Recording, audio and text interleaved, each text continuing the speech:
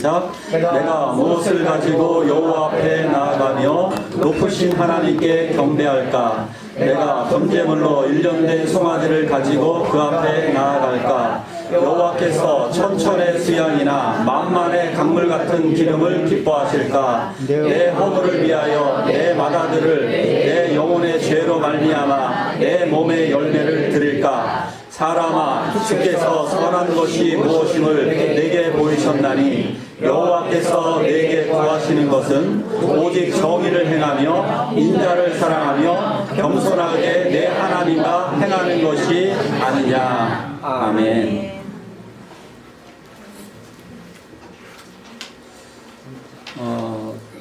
오늘 진짜 예배에 관해서 한번 말씀드리려고 합니다. 다음 그림을 좀 볼까요? 우리들은 계속해서 선지자를 지금 배우고 있습니다. 그죠? 지금까지 많이 배웠죠? 모세, 사무엘, 나단, 엘리야, 엘리사, 요나, 아모스, 호세아, 그리고 나훔도 배웠고요. 그 다음에 이사야, 예레미야는 아직 안 했는데 이사야하고 또 동시대 이스라엘과 또 동시대에 그 이사야 선지자와 동시대에 살았던 위대한 선지자가 바로 미가 선지자입니다. 항상 이 기억을 좀 하시라고 그랬습니다. 오늘 다음에 또 설명을 드릴 테니까 혹시 까먹으셔도 이해는 좀 하겠습니다. 이스라엘을 오랫동안 괴롭혀온 나라 처음엔 애굽이었다. 애굽. 그래서 그 애굽을 기억하시면 된다. 애굽으로 아브라함이 내려가기도 하고 그 애굽에서 모세가 이스라엘 백성을 구해내기도 했다. 그러니까 처음은 애굽. 두 번째 나라 꼭 기억해야 될 나라는 블레셋이다. 블레셋은 이스라엘 옆구리에 붙어 있어요. 옆구리에 붙어 있어가지고 바싹 붙어 있고 이스라엘보다 나라가 더 작아요. 근데 얘네들이 보통 강한 나라가 아니에요.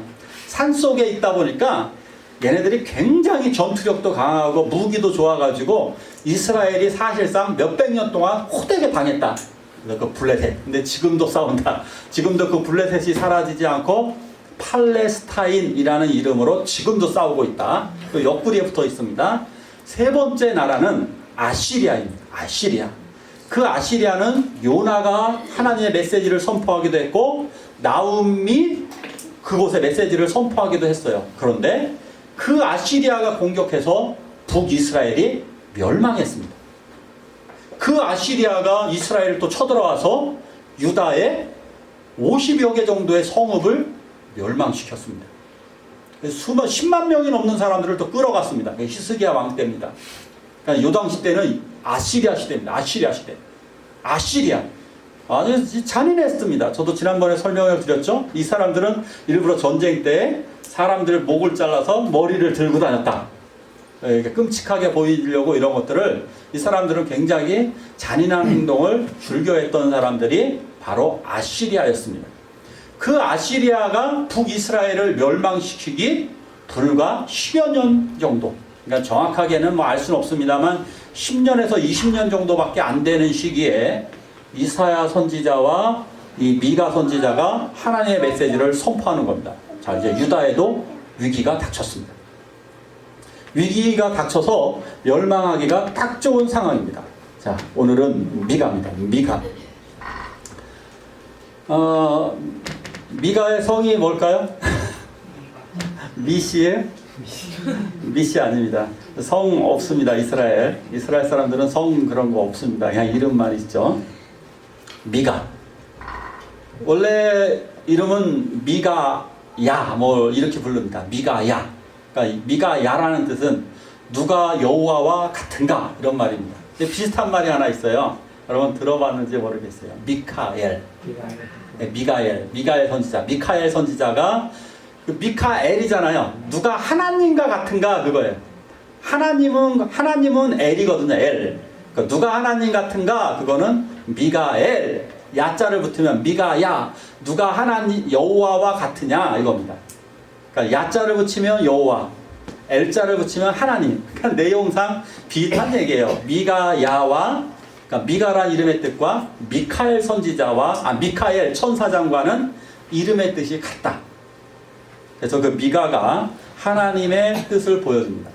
이사야 선지자는 부잣집에서 태어나서 궁중관리, 아주 서기관으로 근무했다고 그랬죠.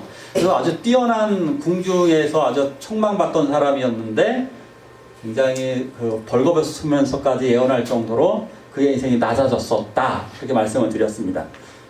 미가, 이 사람은 농부 출신입니다. 그러니까 농촌에서 태어났습니다. 그러니까 농부인지 정확하게 모르지만 농촌에서 태어난 가난한 선지자다. 그래서 저 미가 선지자는 부자들을 아주 엄하게 책망합니다. 그래서 이 가난한 노동자들, 이 가난한 사람들의 아픔을 잘 아는 선지자가 바로 미가 선지자입니다. 자, 어떻게 말씀을 전했는지 한번 좀 보도록 하겠습니다. 자, 한번 저 3절 한번 읽어볼까요? 시작. 그러므로 여호와의 말씀에 내가 이 족속에게 재앙 내리기를 계획하나니 너희의 복이 이에서 벗어나지 못할 것이요 또한 평안히 다니지 못할 것이라. 이는 재앙의 때임이니라 하셨느니라. 아멘. 아멘. 자, 여기서 보면요, 하나님이 이렇게 말씀하셔요. 내가 지금 재앙 내리기를 계획했다. 지금 이제 재앙의 때가 다가왔다. 재앙 내리겠답니다. 그런데 바로 밑에 절을 읽어보면, 바로 밑에는 아니지만 2장 3절에서 12절 조금만 내려오면, 조금만 내려오면 내가 너희를 모으겠다. 내가 너희 남은 자들을 다 모으겠다. 좀 성경을 읽다 보면 좀 이해가 안 가는 부분이 있습니다. 막 심판 막 격렬하게 얘기하다가 내가 너희를 모으고 내가 너희를 되돌이키고 내가 너희를 용서하고. 왜 그럴까요? 누구하고 닮았을까요? 여러분들 집안에 있는데 저기 엄마 닮았죠. 엄마. 왜 공부 안 하냐고, 왜 그런 일을 하냐고 호되게 야단을 쳐요. 그러다가 저녁 맛있게 차려주면서 다음부터 잘해. 엄마들 이러잖아요. 안 그러신 것처럼 얘기를 하시는 것 같아요. 안 그러세요? 안 그러세요? 제가 알기에는 거의 다 그러신데, 거의 다 보면 저희 어머니도 그러시세요. 저희 어머니한테 호되게 당했어요. 저희 어머니 그냥 이놈의 자식들 막 등짝을 후려패시다가 저녁에는 밥을 맛있게 해줘갖고 맛있게 먹으라 그러고 잘려 그러고 이렇게 말씀하셨던 그런 그 모습 같지 않습니까? 성경 읽다 보면 이런 모습이 선지서에 너무너무 많이 나옵니다. 혹시라도 언한 얘기만 하다가 심판 얘기도 엄청 많이 나오죠. 왜 그런 거예요? 뭐 잔소리 많이 하는 거죠. 제발 그러지 마, 제발. 근데 요거는 또 있어요. 우리는 성경을 그냥 앉은 자리에서 쭉 읽지만 성경 쓴 사람은 어땠을까요? 앉은 자리에서 쭉 다 쓰는 게 아니라 오늘 한 구절 쓰고 내일 한 구절 쓸 수도 있고 오늘 한 장 쓰고 내일 한 장 쓸 수가 있어요. 더군다나 이분들 예언한 시기가 대략 보면 3, 40년 막 이렇게 되는데 3, 40년 동안 이 성경 달랑 요만큼 쓰고 말지는 않을 거 아니에요. 이거 7장 달랑 그러지 않거든요. 그러니까 이 시간이 길 수도 있다. 그러니까 한 장 정도를 어느 날은 선포했겠죠. 어느 날은 한 장 정도 선포하다가 그 다음날 와서는 이 사람들도 삐질 것 같으니까 하나님의 말씀이 또 내려오면 내가 너희들을 이제는 다 모으고 내가 너희를 용서하고 다시는 내가 너희에게 벌을 내리지 않고 너희를 내 백성이라 하리라. 너희를 내 자녀라 할 거야. 이렇게 말씀하시는 거예요. 하나님이 사랑하신다라고 하는 것이 성경에 그래서 줄줄 넘쳐 흘러요. 성경을 짜면 뭐가 나온다고요? 사랑이 나오죠. 사랑이 나요. 어떤 분들은 그리스도의 피가 나온다 그러는데 그 피도 사랑이죠. 같은 말이잖아요. 그리스도의 피가 나오거나 예수 그리스도의 하나님의 사랑이 나오는 게 바로 성경입니다. 때리시고 어루만지시고 보듬어 주시고 안아주시는 하나님의 사랑이 성경 속에 아주 잘 나와져 있습니다. 자, 근데 엄하게 또 책망하는 내용이 있습니다. 한번 볼까요? 자, 같이 읽겠습니다. 시작. 그 두려움은 뇌물을 위하여 재판하며 그 자사는 삭슬을 위하여 그러며 그 선자는 돈을 위하여 점치면서 오히려 여호와를 의뢰하여 이르기를 여호와께서 그중에 계시지 않느냐 재앙이 우리에게 임하지 아니하리라. 아멘. 자, 지도자들의 잘못을 엄하게 책망을 하고 있습니다. 두려움은 두려움은 저기를 얘기합니다. 지도자들을 얘기하는 거죠. 그 당시에 지도자들은 재판도 했으니까 지금으로 치면 이런 거예요. 지금으로 치면 대통령이나 시장이나 이런 사람들이 재판까지 담당했어요. 옛날에는. 그러니까 재판장이자 시장이에요. 이렇게 보시면 돼요. 재판장이자 대통령이에요. 그러니까 솔로몬의 재판 기억나시죠? 그리고 바울도 재판 누구에게 최종 대법원 재판을 누구에게 요청했나요? 가이사 황제에게 요청을 했습니다. 그러니까 옛날의 왕들은 재판장 권한까지 다 있었다. 지금하고처럼 분리가 안 돼 있었어요. 자, 그런데 그 대장들은 뭐를 받아요? 뇌물. 제사장은 삭. 선지자는 한마디로 다 돈이죠. 뇌물, 삭, 돈. 다 다른 언어, 선지자들의 언어 능력이 되게 좋아요. 다 돈이라고 그러면 재미가 없잖아요. 읽다가. 또 금세 질리잖아요. 그런데 다양한 방법을 써서 결국에 원하는 것들은 돈을 원하고 있다. 이겁니다. 이게 오늘날로 치면 우리들 특히 저도 저 같은 사람들 많이 찔리죠. 두령은 공무원을 얘기할 수도 있겠죠. 두령들은 공무원들을 얘기하고 제사장은 오늘날 저 같은 사람들, 선지자는 평신도 중에 많이 나왔으니까 여러 성도들이라고 이야기할 수가 있겠습니다. 그러니까 우리들이 다 포함되는 얘기입니다. 민주주의가 무엇일까요? 민주주의는 대의민주주의라고 그러죠. 민주주의는 모든 사람들이 다 정치에 참여할 수가 없어요. 그래서 누구에게 몰아주느냐? 우리가 위임을 누구에게 합니다. 국회의원이 되죠. 국회의원에게 위임을 합니다. 그리고 시장에게, 대통령에게 한 사람을 만들어갖고 투표로다가 그 사람을 위임을 해줍니다. 우리가 표를 몰아줄 테니까, 당신에게 위임을 할 테니까 당신이 이 나라를 잘 다스려 주시오. 라고 사람들을 다 위임합니다. 그러면 다른 공무원들, 시험 봐서 공무원 되신 분들은 어떨까요? 시험이라고 하는 과정을 거쳤을 뿐이지 사실은 국민들이 시험을 통해 선발을 해서 위임하는 겁니다. 그러니까 모든 권력과 모든 권한들은 다 위임된 겁니다. 여러분들은 목사를 위임하신 겁니다. 그러니까 교회적으로 장로는 교회의 성도들이 투표를 통해서 위임을 하신 겁니다. 교회를 잘 다스리라고 장로님 두 분에게 위임하신 겁니다. 모든 것은 다 그렇습니다. 우리들은 모두 다 위임을 받았습니다. 어떻게 위임을 받느냐? 가정에는 엄마 아빠가 하나님께로부터 위임을 받은 것입니다. 하나님께로부터 위임을 받고, 우리는 직장에서도 또한 월급이라는 것을 받기는 하지만 그곳에서도 사장이나 누군가에게 위임을 받은 겁니다. 누군가로부터 위임을 받아서 우리는 고용되어져 있는 것입니다. 자, 우리는 다 위임받았습니다. 그런데 이 위임받은 권력을 어떻게 사용하고 있느냐? 이게 문제인 겁니다. 정치인들만 욕하지 말고 우리들을 바라봐야 됩니다. 우리들은 어떻게 그 위임받은 것들을 사용하고 있느냐? 이것이 정말 중요한 문제인 것입니다. 제 아이가 은율이가 학교에서 거기에 보니까 담임 선생님이 좀 성격이 젊으셔서, 제가 보기에 한 20대 중반 정도 같으신데 교사 경험이 없으셔서 그러는지 그냥 아이들에게 폭언 같은 경우를 굉장히 많이 하시는 것 같아요. 그러니까 아이들이 상처를 받다 보니까 은율이 같은 애의 특징은 전혀 상처를 안 받습니다. 근데 여자아이들은 그걸 집에 와갖고 시시콜콜 다 얘기합니다. 선생님이 이 쓸모없는 것들, 이런 쓰레기 같은 애들, 이런 식으로 얘기한 것들을 집에 와갖고 그대로 얘기를 해줍니다. 선생님이 이렇게 얘기를 했어. 애들은 상처받죠. 근데 은율이는 전혀 상처받지 않고, 그냥 얘는 그렇긴 합니다. 그러다 보니까 이게 문제가 생겨갖고 지금 학교에서 여러 가지 지금 학부형들의 어떤 데모 같은 것들이 굉장히 강하게 지금 일어나고 있습니다. 지금 아마 교사 교체를 원하고 있는 정도인 것 같기도 합니다. 그런 거 보면서 가슴이 참 아프더라고요.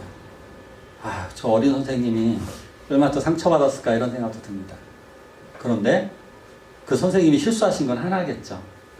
위임받은 권한을 어떻게 할 것인가, 그 부분을 조금 실수하신 것 같아요. 어떻게 해야 될까요? 사랑으로 안아주고 자기가 낮은 자세에서 섬겨야 되는 거죠. 어린아이 하나라도 말 함부로 하는 것이 아니라 그 인격을 높여주고 그 아이들이 잘 자랄 수 있도록 용기를 주고 그래야죠. 꾸지람을 할 때도 그럴 때는 엄하게 이야기해야 돼. 인격 비하까지 할 필요 없고 잘못된 부분을 정확하게 지적을 해서 그것은 하면 안 된다. 이렇게 이야기를 해줘야 되는 거예요. 자, 그런데 이게 선생님에게만 해당될까요? 우리들은 어떻을까요? 제가 어제 예전에 같이 알던 그 어떤 여사님 두 분이 우리 교회를 찾아와가지고 그분들에게 커피를 대접하면서 얘기를 했습니다. 근데 어떤 그 여성분이 저에게 굉장히 한번 화를 낸 적이 있습니다. 잘못은 제가 요만큼 했는데 그분이 화를 굉장히 많이 낸 거예요. 그래서 그때 목사님 너무너무 힘드셨죠? 하면서 그분들이 위로를 하더라고요. 그래서 아니라고 그랬어요. 근데 한번 잘 생각해 보십시오. 우리들이 이런 사례가 굉장히 많습니다. 누군가 내 발을 밟으면 어떻게 할까요? 우리들은 잘못은 누가 했나요? 발을 밟은 사람이 잘못했어요. 그럼 우리 반응은 보통 이거 두 가지 정도죠. 일단 크게. 한 사람은 아야! 그냥 이렇게 가만히 있는 사람이 있고 어떤 사람은 아야! 18! 아이 이거 왜 밟어? 이러죠. 자, 요런 태도가 나오면 미안한 마음이 사라지죠. 미안한 마음이 사라지고 어떻게 됩니까? 내가 일부러 밟았어? 이렇게 나오는 거죠. 요건 거예요. 우리가 어떠한 권한 같은 게 있는데 밟힌 사람에게는 하나의 권한이 있습니다. 뭐냐? 이 사람을 신고할 수 있는 권한이, 이 사람 때문에 내가 상해를 입었으니까 이 사람을 고소할 수도 있고 어떤 위로금을 받아낼 수도 있는 거예요. 자, 그런데 우리들은 이러한 권한들을 분노와 내 감정대로 막 사용하고 있다는 게 문제입니다. 가정에서도 아이들에게 폭언할 수가 있고 직장에서도 내 부하 직원, 나와 같은 동료 직원들에게 잘못한다는 이유로 폭언을 할 수가 있는 사람들 많이 당해보셨잖아요.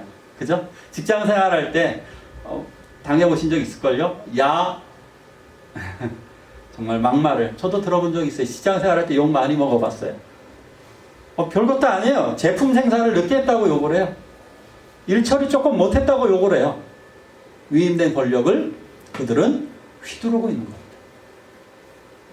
위임된 권력을 이렇게 잘못 사용하는 이런 분들이 너무너무 많은 것입니다.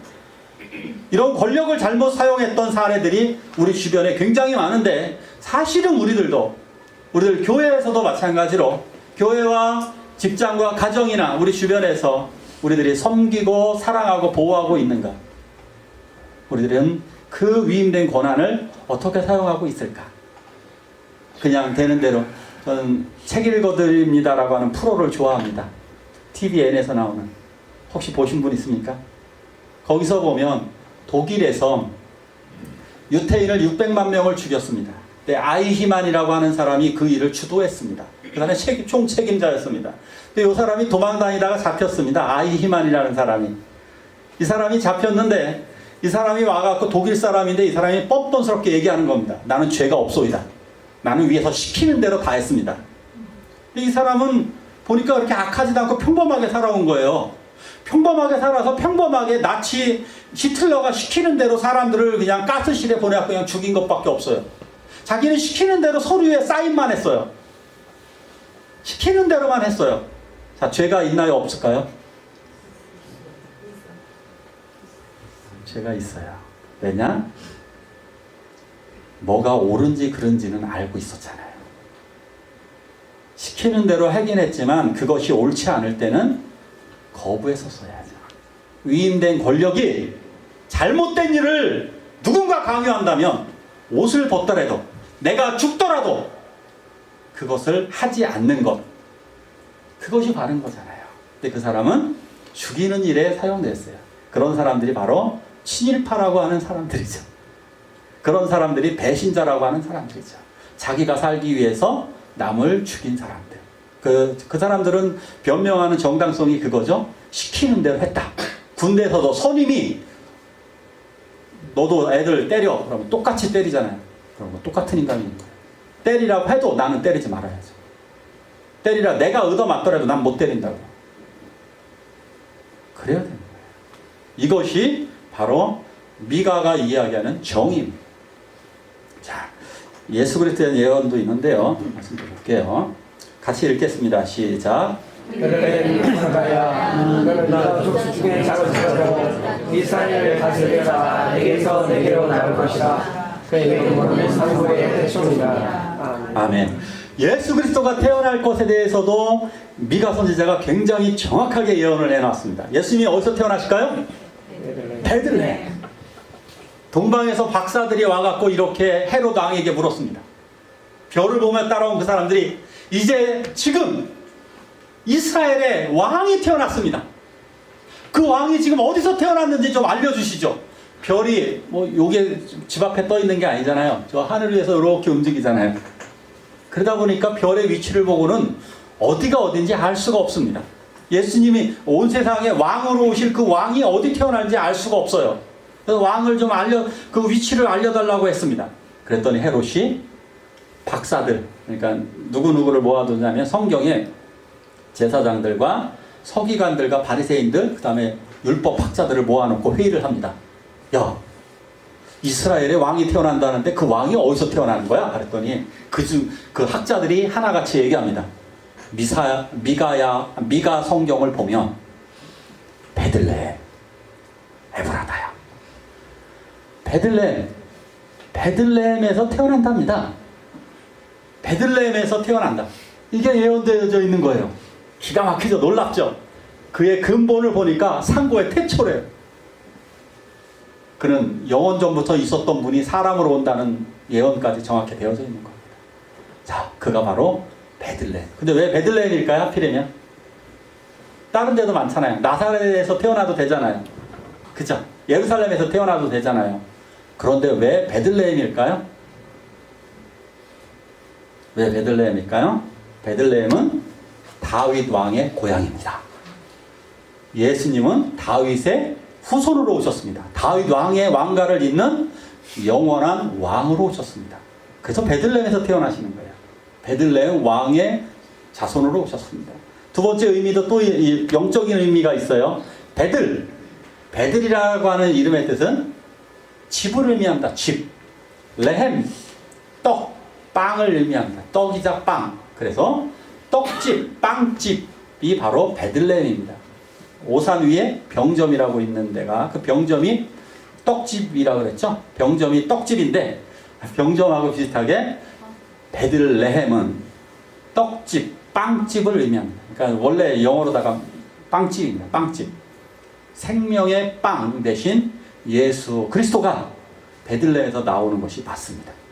영원한 생명의 떡이 되시고 생명의 빵이 되시는 예수 그리스도가 베들레헴에서 태어나시게 된 것입니다.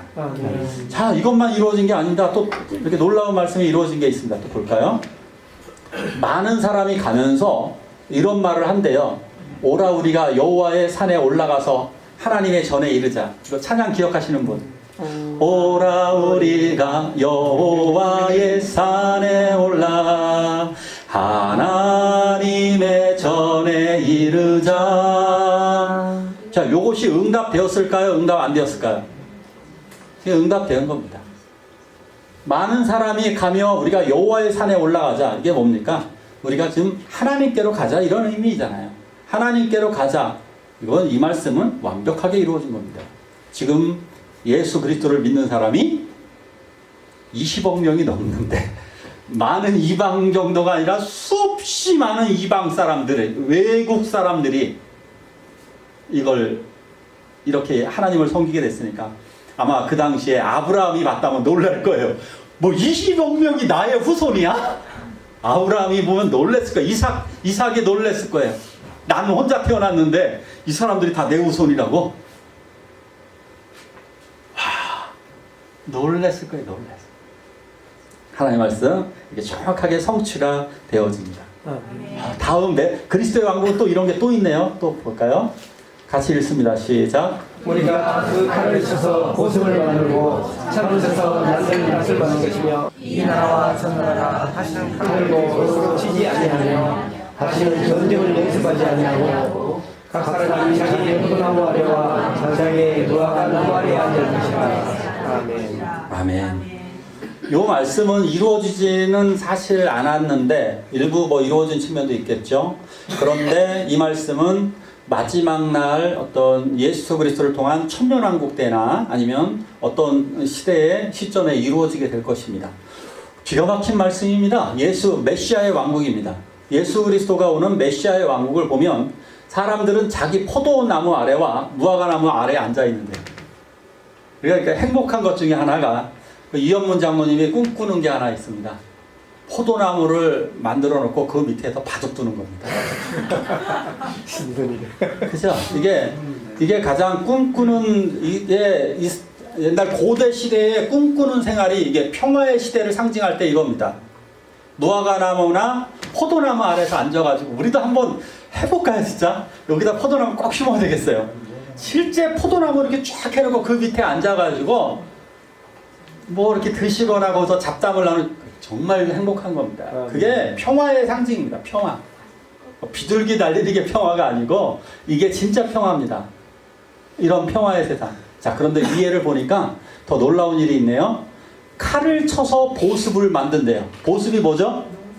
예, 이거예요. 여기 그림, 밑에 그림 좀 볼까요? 이거예요, 이거. 쟁기라, 이게 쟁기예요.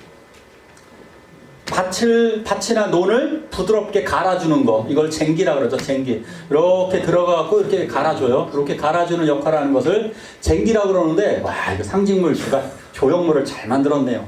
망치다가 이 보습을 쳐가지고, 아니, 칼을 쳐가지고 보습을 만드는 거예요. 어디 번역 성경을 보니까 괭이로 번역해 놓은 데도 있더라고요. 칼을 망치로 내리쳐서 괭이를 만든, 이것도 완전한 평화 시대. 언젠가 진짜 이런 나라가 좀 왔으면 좋겠습니다. 얼마나 좋을까요? 이게 꿈의 나라죠. 우리나라도 언젠간 좀 이런 일이 벌어지기를 기도하시기 바랍니다. 자, 다음 말씀 볼까요?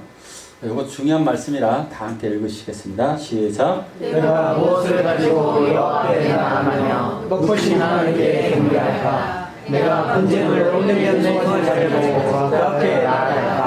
여호와께서 천천의 신령이나 만원의 강물 같은 기름을 기뻐하시사 내 영혼을 내 영혼이 지금만 내 은혜를 드리리까. 아멘. 당시의 사람들이 신앙생활을 고민을 했습니다. 고민을 한 겁니다. 그걸 미가 선지자가 그걸 그대로 얘기한 겁니다. 당신들, 너희들 고민이 이거지? 너희들이 신앙생활 잘하려고 이렇게 고민하지? 내가 무엇을 가지고 여호와 앞에 나아갈까? 높으신 하나님 앞에 경배를 드릴 수 있을까? 그래서 기가 막힌 방법을 생각합니다. 이게 오늘날로 치면요, 아주 기가 막힌 겁니다. 1년 된 송아지, 흠이 없습니다. 1년 된 송아지를 하나님 앞에 드리면 되지 않을까? 이거 틀린 생각 아니에요? 이거 틀렸다라고 얘기하는 거 아닙니다. 천천의 수양, 순양, 솔로몬의 1000번제를 기억나게 합니다. 그 다음에 강물 같은 기름. 얼마나 기름으로다가 하나님 앞에 태워드리는 제사를 드리려고 그랬으면 강물 같은 기름을. 그 다음에 내 허물을, 내가 죄를 졌기 때문에 통탄해서 내 맏아들을 하나님께 드릴까? 그 다음에 내 영혼의 죄를 지었기 때문에 내 몸을 하나님께 희생제사로 드릴까? 이야, 이 사람들 신앙이 어떻게 보면 대단해 보이지 않습니까? 이거 상상 불가해요. 오늘날로 치면 어떨까요? 예배 시간에 정말 1-2시간 전에 나와서 기도로 딱 준비하고 막 이런 느낌 아닙니까?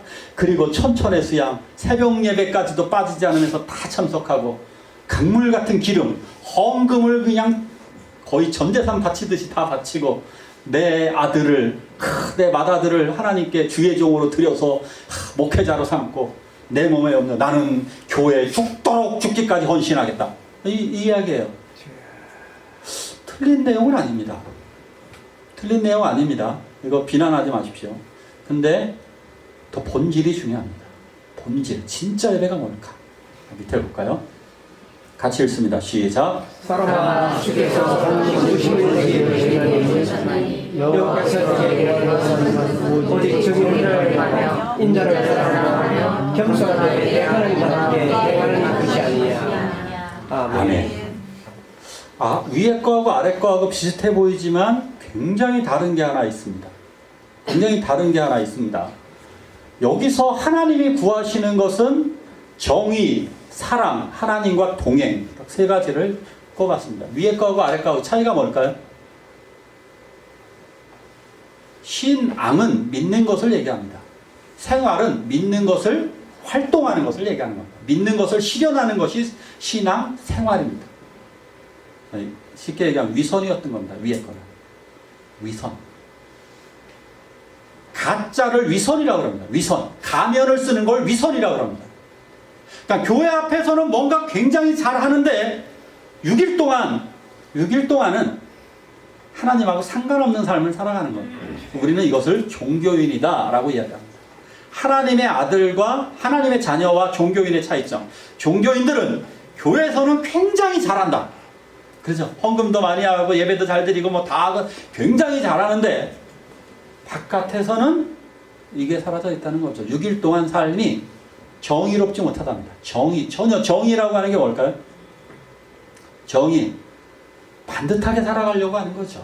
나쁜 짓 하지 않고 어떤 판단에 있어도 아까 내가 피해를 당하더라도 내가 하지 말아야 할 행동은 하지 않는 것. 그게 정의입니다. 정의입니다. 그리고 잘못된 행위에 대해서는 분명하게 이야기하는 것. 그것이 정의입니다. 내가 손해를 보더라도. 사랑은 뭐 설명할 필요도 없죠. 그 다음에 하나님과 동행, 하나님을 마음속에 묵상하며 그리스도와 함께 생활하는 거예요. 하나님은 싹 잃어버리고 주중에 딱 잃어버리고 하나님을 싹 잃어버리고 살아갑니다. 나는 신앙생활 잘했다라고 착각을 한다는 거죠. 하나님과 동행, 하나님을 내 마음속에 일어나면서부터 다니엘이 그런 거예요. 하루 3번 기도한 게 그게 율법적인 게 아니에요. 하나님과의 동행이라는 거예요. 하나님을 생각하며 기도하는 의미가 그건 거예요. 하나님께 기도하고 하나님께 나아가고 하나님을 묵상하고 하나님을 생각하고 하나님의 이름을 부르면서 살아가는 거예요. 제가 저 전도하려고 지금 현재까지 3번을 만난 분이 있는데 이번 아마 성탄절에 전도할 계획인데 근데 이분을 만나면 하는 얘기가 있습니다.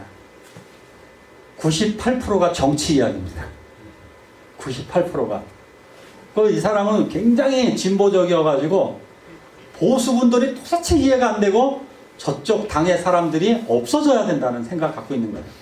제가 약간 좀 안 되겠다 싶어서 3번째는 3번 만나도록 목사를 만나면 정치 이야기만 하기 때문에 안 되겠다 싶어서 알게 됐습니다. 형제가 생각하기엔 저 사람들 다 죽이면 끝날 것 같지? 자, 한번 생각해 보자고요. 이쪽이 보수, 여기가 진보입니다. 여기 싹 죽이면 여기 분들이 어떻게 될까요, 나중에? 반이 어떻게 될까, 나중에? 반은 또 보수 진보 되는 거예요.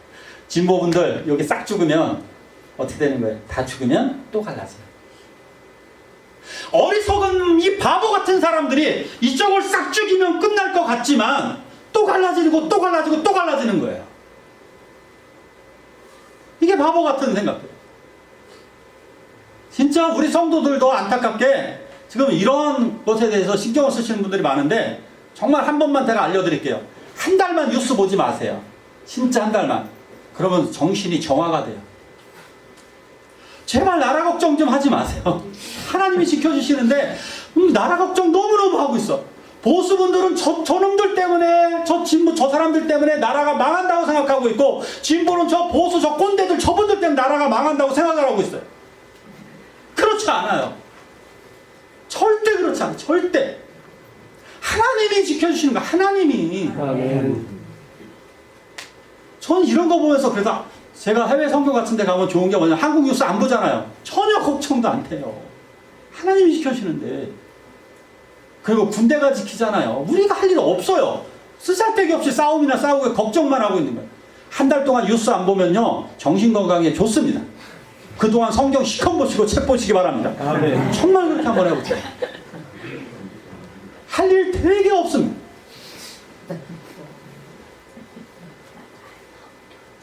오늘 제목을 좀 볼게요. 진짜 예배가 무엇일까? 결론이 뭐라고요, 오늘? 예배, 진짜 예배를 뭐라고 아까 말씀드렸습니까? 정의, 사랑, 하나님과 동행. 자, 다시 한번. 정의, 사랑, 동행. 시작. 정의, 사랑, 동행. 꼭 외우십시오. 정의, 사랑, 동행. 이 3가지예요. 어떤 분들이 그렇게 이야기를 합니다. 산들교회는 오후 예배를 안 드리네요. 산들교회는 오후 예배를 드릴까요? 안 드릴까요? 드립니다. 안 드려요? 드릴까요? 자, 이렇게 한번 생각을 해보자고요. 주일날 이런 분들이 워낙 많아요. 주변에 다 들어본 이야기예요. 일부 예배를 9시 시작하는 데가 많습니다. 그러니까 어떤 교회는 7시 시작하는 교회가 일부 예배를 7시에 시작하고 어디 교회는 9시에 시작을 합니다. 자, 9시하고 7시 중에 어떤 예배를 더 많이 나올까요? 7시입니다. 왠지 아시죠? 왜 7시를 더 많이 나올까요? 빨리 끝내고 가서 놀던지 일을 보려고. 자, 이런 예배를 우린 전문적인 용어로 대충이라고 얘기합니다. 이런 예배를 대충 드리는 예배입니다. 자, 대충 드리는 예배를 드리고 우린 예배 드렸다라고 얘기할 수 있을까요? 오후 예배를 드리고 나서 오전 예배도 드리고 오후 예배도 드리고 그거 대충 드리는 예배 아닙니다. 제가 꿈꾸는 예배가 하나 있습니다. 꿈꾸는 예배는 바로 이겁니다. 정의, 사랑, 동행. 그래서 오후 예배는 오후 때는 이 일을 실천하라고 나가시라는 겁니다. 진짜 예배하러 나가시라는 겁니다. 진짜 예배하러. 그럼 이건 가짜 예배냐? 그게 아니라 저는 늘 얘기합니다. 이 예배는 연습이고 하나님과 교제를 훈련하는 기간입니다. 우리는 이 예배를 통해 훈련합니다. 그죠? 주일날. 훈련한 것을 실전에서 어떻게 나가보느냐? 오후에 이것을 정의를 가지고 사랑을 가지고 하나님과 동행하는 심정으로 전도하러 가고 신방하러 가고 성도가 교제하고 섬기고 봉사하고 헌신하러 갑니다. 아멘? 그렇다면 여러분들은 진짜 예배를 드리신 겁니다. 그거 하지 않았다면 예배 드리지 않은 겁니다.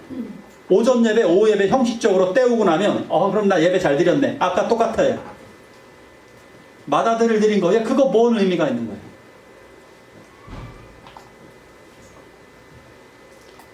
그러기에 이런 예배를 드리기를 축원하는 것입니다. 이게 진짜 예배. 이 예배가 중심이 되어서 6일 동안도 그러한 식으로 살아가는 겁니다. 그런 식으로 직장에서 동료들을, 학교에서 내 친구들을 섬기는 겁니다. 섬기고 그들에게 하나님의 나라를 증거하는 겁니다. 이게 진짜 예배입니다. 이게 예배가 되지 않기 때문에 교회 예배와 오전 예배와 교회 주일 예배와 6일의 삶이 완전히 분리가 되는 겁니다. 6일 동안 그래서 우리들도 알게 모르게 이렇게 6일 동안 죄만 짓다가 여기 나왔습니다. 이런 기도를 하게 되는 겁니다. 6일 동안 더 은혜로워야 되는데 6일 동안 죄만 짓다가 여기 나왔습니다. 6일 동안 요거 하십시오. 요거. 정의, 사랑, 하나님을 묵상, 동행.